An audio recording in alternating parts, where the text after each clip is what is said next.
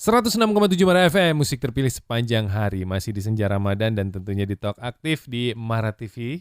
Bersama saya Tom The Titans dan... Siapa sih? Aku dong, Hira SKV. Gitu dong. Dari Hearst Production yang filmnya Tulah 613 lagi tayang di bioskop-bioskop. Ini promosi judulnya. Harus.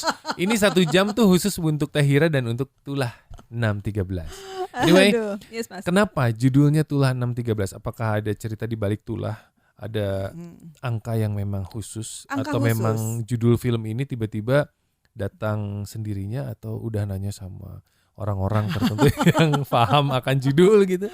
Gimana? Jadi lucu sih memang ya gitu. Di awal pada saat kita decide akan membuat film horor, teman-teman. Jadi kan aku di Hearst Production ini kita berempat nih Mas ya. Ada aku, ada Fadi Iskandar, ada Rahul Mulani sama ada Nevi. Yeah. Nah, kita berempat ini yang bagian kreatif itu lebih di Rahul dan Fadi gitu kan ya. Dari Rahul itu mereka mendevelop nih cerita di awalnya gitu. Lalu pas cerita, kita ada cerita ini nih gini judulnya 613. 613 gitu. Kan keren ya kalau bahasa Inggris ya gitu, 613. Wah, aku bilang gila catchy banget nih 613. Udahlah. Akhirnya kita develop ceritanya, kita bikin draft dan lain-lain dan sebagainya sampai kita pre-pro nih. Pre-production.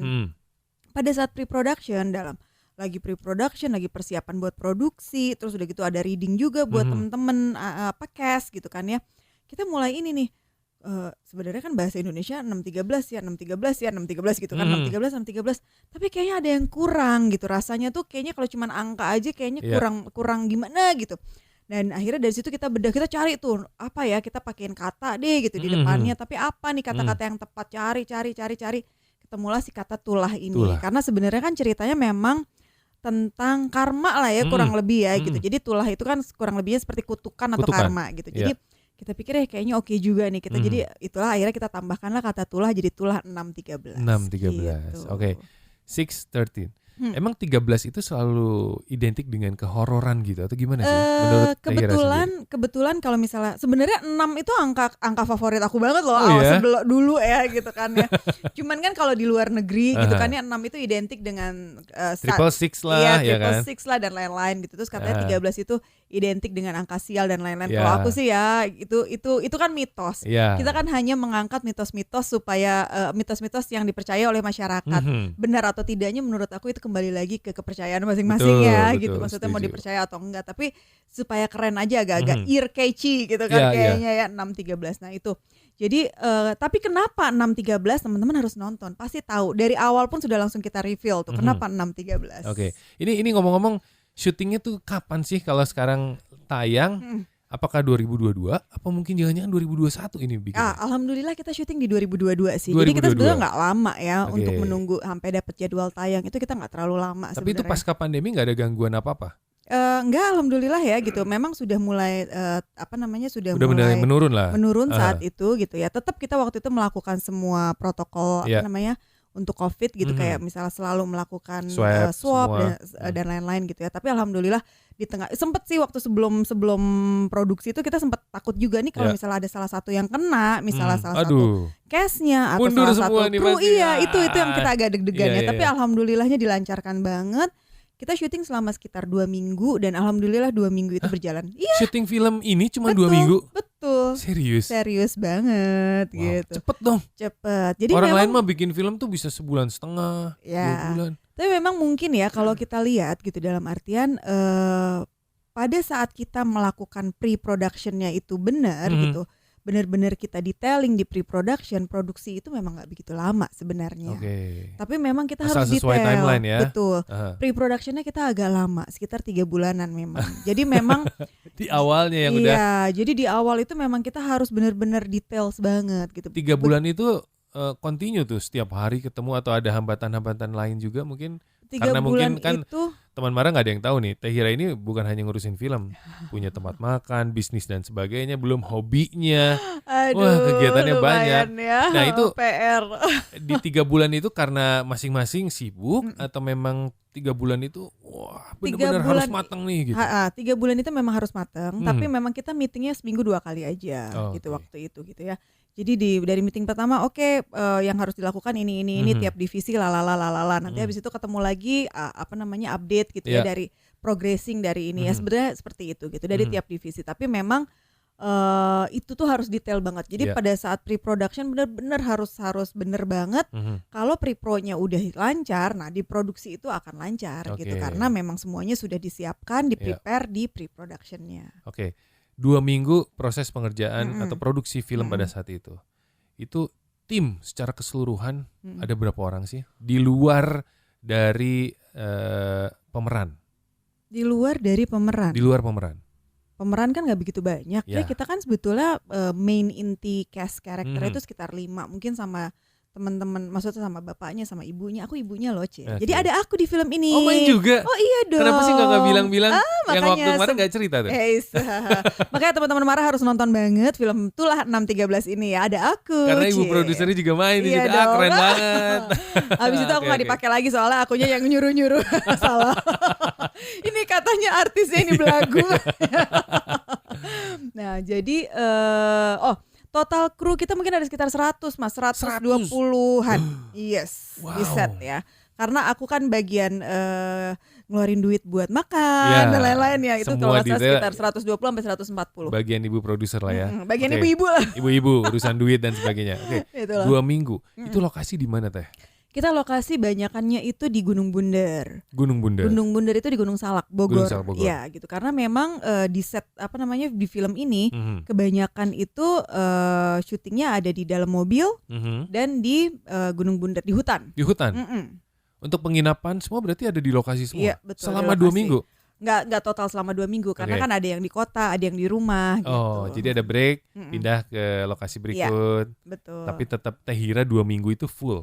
Full aku tiap hari menemani walaupun aku nggak dari pagi. Alhamdulillahnya kita tuh karena ada 4 orang ya mas ya, makanya kita bergantian. Jadi oke, lu besok pagi ya, yang ini aku siang. Oke, jadi kita lumayan terbantu. Pokoknya lah. Jangan sampai ada yang kosong ya. Tetap pembagian harus ada tetap. Betul. Oke. Nah, ada kendala terberat pada saat syuting. Selain misalnya tiba-tiba ada, mohon maaf ya, ada kecelakaan atau ini namanya juga film horor ya. Kadang-kadang ada sesuatu yang kita nggak pernah tahu nih. Ada banget mas. Ada mistis-mistis yang tiba-tiba muncul. Ada. Mungkin bukan mistis untuk orang-orang, tapi horor buat aku. Oke.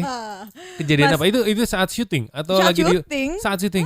Saat syuting. Mas Tom tahu kan film mobil yang kita pakai di film ini? Tahu dong. Mobil Mercedes. Wois, mobil antik banget, tahu dong kayak apa mobil itu gitu ya.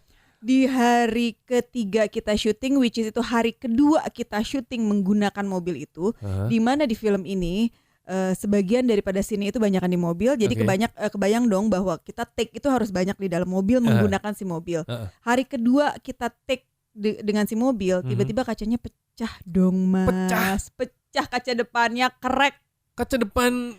Serius? Yes, itu horor banget buat aku stresnya setengah mati itu. Kok bisa begitu? Jadi memang apakah ada scene. Ada makhluk yang tiba-tiba. Nah itulah ya, nggak ngerti. Padahal itu siang-siang loh mas. Siang-siang. Itu siang-siang. Karena mungkin di dalam hutan agak-agak siang di dalam gitu hutan juga. gitu kan. Ya memang ada scene yang memang mereka berantem di dalam mobil. Tapi si cast itu nggak maksudnya nggak nendang nggak apa gitu. Cuman kayak apa namanya, dia kesentuh tiba-tiba crack kacanya. Langsung pecah. Tanpa pecah nggak crack. Jadi ada belahan. Kalau dibilang itu biasanya rambut. Yes, betul. Helaian gitu ya, helaian rambut gitu kan. Ya lumayan, tetap aja kaca itu. Tetap aja mas. Kita kan kalau syuting kan pakai kamera yang dengan sedetail mungkin kan kelihatan dong. Dan itu besar mas. Maksudnya bukan cuma helaian doang, kelihatan banget crack, kelihatan. Maksudnya dengan kasat mata tuh kelihatan banget, apalagi pakai kamera ya. Kalau bicara continuity itu udah berantakan udah mas.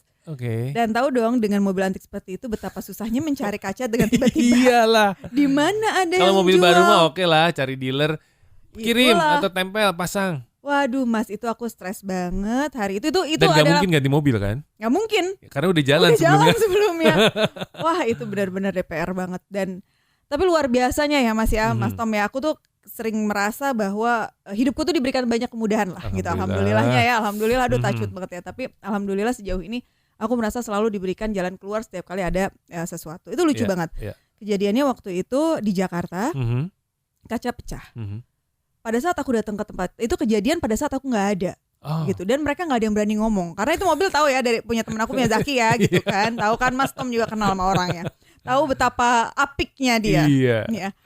Pada saat aku datang mereka semua pada takut nih ngomong sama aku, akhirnya ngomong karena berhenti kan syutingnya nggak bisa lanjut dong dengan kaca pecah seperti itu.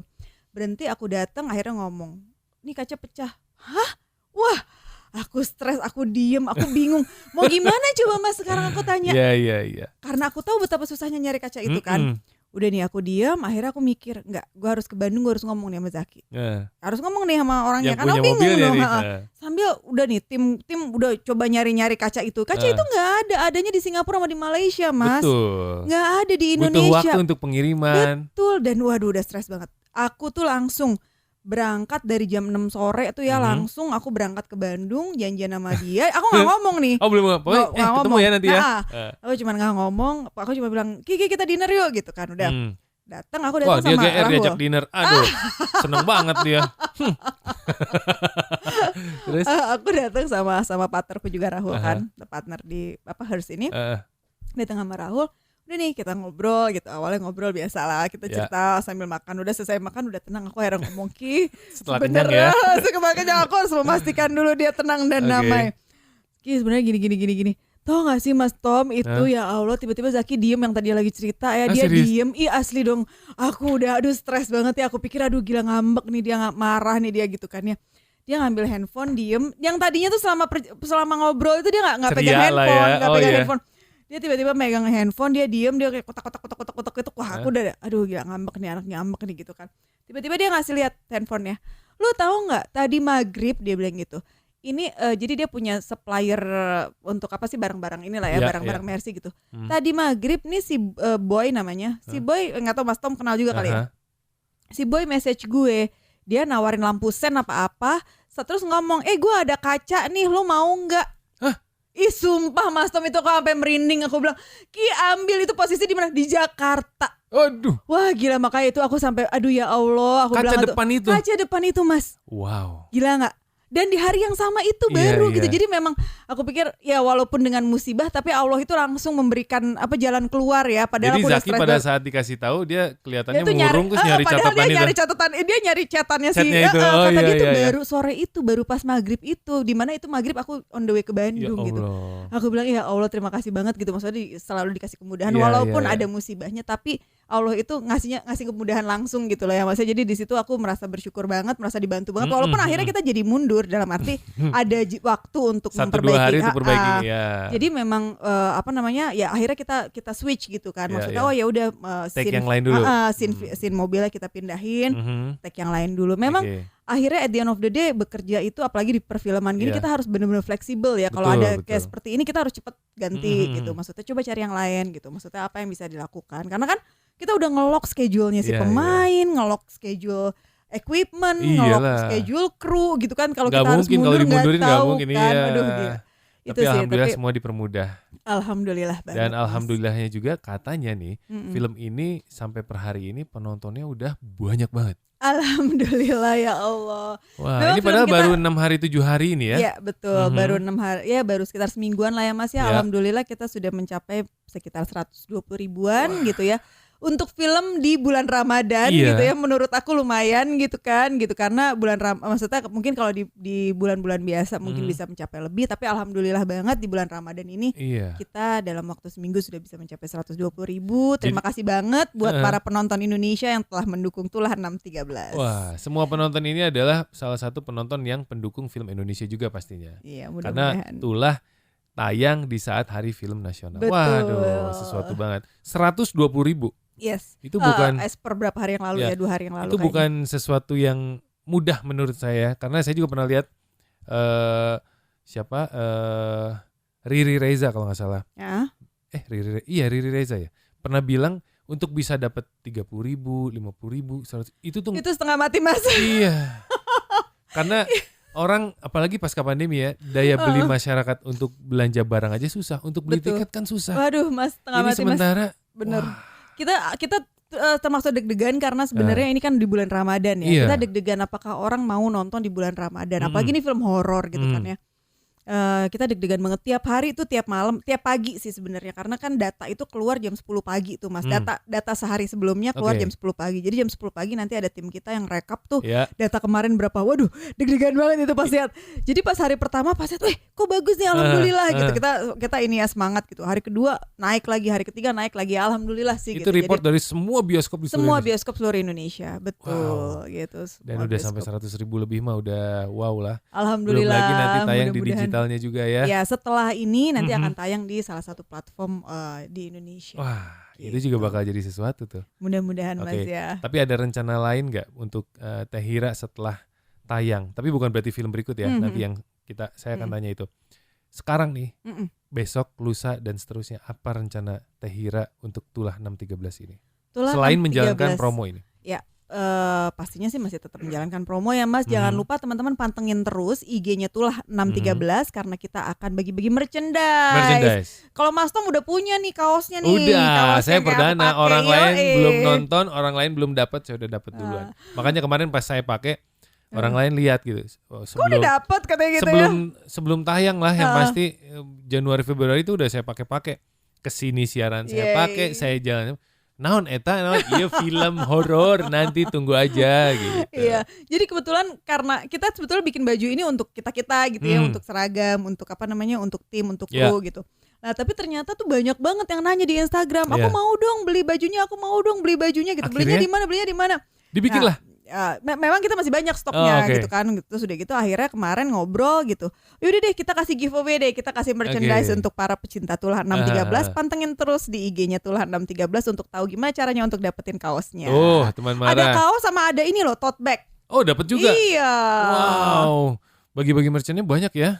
Tuh teman Mara, follow dulu di Tulah 613, ikutin terus Instagramnya, siapa tahu kamu bakal dapat merchandise yang baru-baru lagi. Pokoknya jangan kemana-mana, habis ini juga saya bakal bagi-bagi tiket nonton.